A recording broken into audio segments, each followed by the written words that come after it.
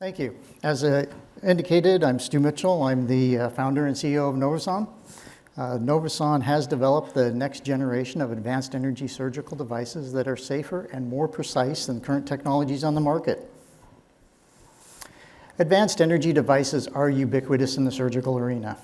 They're used in about 90% of all surgical procedures. They are intended to make surgeries faster and more efficient, but they do so at the risk to the health and safety of the patients and the surgical team. This is what surgeons see when they use the devices in a laparoscopic procedure: smoke. This carcinogenic smoke occurs because the devices burn and char tissue. These smoke particles are so small that the protective equipment that the surgeons use don't protect them from the viruses, the bacteria, and toxic gases that are contained within the smoke. This has been a problem since these devices were developed, and research shows that even last year it is a significant problem with the current technologies.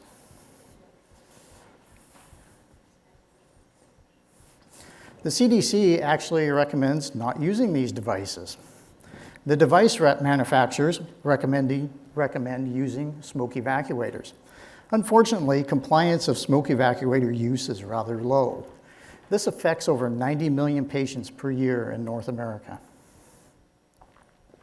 Not only is surgical smoke a problem, but 1 out of every 200 uses of the electricity-based devices, or RF devices, result in severe burns or operating room fires. This again affects a significant number of patients and the surgical teams. At Novuson, we do things a little different. Our direct therapeutic ultrasound is a disruptive novel technology that does not burn or char tissue. We don't put electricity through the patients, and we don't cause carcinogenic smoke.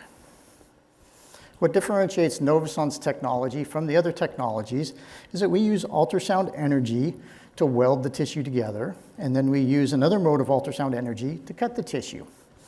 Ultrasound is the most efficient way of putting energy into tissue, as opposed to radiofrequency or the electricity-based devices, which use electricity to cauterize the tissue and a mechanical knife to cut it, or the harmonic devices, which basically use mechanical friction to burn through the tissue. We embed transducers, ultrasound transducers, in the end effectors of our device. We'll be producing the first 3 millimeter in diameter sealer divider on the market, which will make us smaller, more precise than current technology. Our technology addresses a significant amount of the pain points that clinicians have with current technologies. This is our technology in use in an FDA-required test. This is sealing and dividing isolated arteries. These are porcine arteries, a 3 millimeter one and 6 millimeter one. FDA regulation is 240 millimeters of burst pressure. We exceed that. But also important is that we have less than a half a millimeter of thermal spread, which will be the lowest thermal spread in the industry. Here's an example of our technology being used in a porcine animal model. This is a gastroepiploic bundle that contains an artery, a vein, a lot of connective tissue. It's a lot of tissue in a 3 millimeter device. But as you can see, we cauterize right through it. We cut it, there's no bleeding. But more important, there's no charring, there's no burning, and there's no surgical smoke. Novuson's 3 millimeter device does everything that the current technologies on the market do that are 5 millimeters in diameter. We have less thermal damage, and we are safer than those technologies, though. Our management team has experience in technology, business, finance, and product commercialization. Our medical advisors are in specialties where a 3 millimeter device is desired. We're currently working on our regulatory filing for our 3 millimeter device, which is going to be the disposable handset and the generator.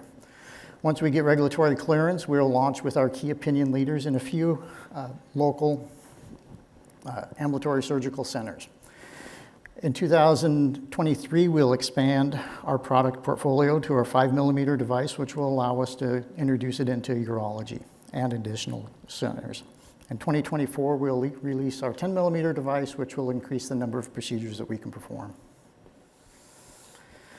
So that was phase one of our go-to-market strategy. Phase two, we'll actually engage a contract manufacturer and go with direct sales into ambulatory surgical centers. We'll follow that with distribution partnerships into the hospital systems and around the rest of the world. And the final phase is actually licensing agreements in robotic and endoscopic space. So Novuson will have two revenue streams. The first is direct sales, which uses a razor blade business model. Our handset is disposable, single use, single patient use, the sales of which are predicated on how many surgical procedures are performed. The generator is capital equipment. The sales of this are predicated on how many surgical suites they can be placed in. The second revenue stream will be through the licensing agreements, which will be in robotics and endoscopic space. Combined, these will give Novuson a $6.4 billion total addressable market. Using this go-to-market strategy, we project that capturing just less than 0.5% of the U.S. surgical procedures and 1% of the U.S. surgical suites, that we'll reach $62 million in revenue by 2026. So Novuson was founded in 2014. We launched out of the University of Washington, licensed technology from then. We raised $3.2 million in NIH grants. We ran our Series A for $2.63 million. 2017 to 2020, we conducted our pre-meeting with the FDA. We signed our first strategic partner. We demonstrated that we meet FDA requirements. We raised $3 million in convertible notes, and we demonstrated our commercial value proposition. Just last year, we were awarded 3 patents. We built our first run of production validation devices. These are the devices you use to do the regulatory validation studies with. We are currently working on closing our $10 million Series B. Novuson has a complete IP portfolio. We licensed 4 patents from the University of Washington. We received the 3 last year, and I actually filed a new patent last week. Our patents cover all aspects of our technology, from the devices, how we build them, to feedback algorithms that we use.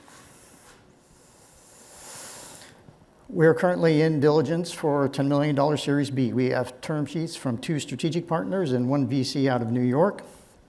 While we were doing this diligence, we do have a bridge round open to finish our validation studies for regulatory filing. Once we get regulatory clearance, we think that we'll have a 2x increase in our value, which will be about a 6x return for our investors if we exit. This is an example of devices in this space, or companies in this space, that have built their products and exited via acquisition. We think Novuson will be acquired in about 2 years for $50 to $100 million by these companies listed on the bottom, all of which we have ongoing discussions with. Novuson is a novel, first-in-class disruptive technology. We're safer, we're more precise. We have a very clear regulatory path, straightforward 510(k). We have experienced executive team. We have 1 strategic investor already. We're in discussions with 2 others. We have the signed term sheets. We're in discussion with a VC. We have a signed term sheet on that. So please join me in improving the safety and efficacy of surgeries.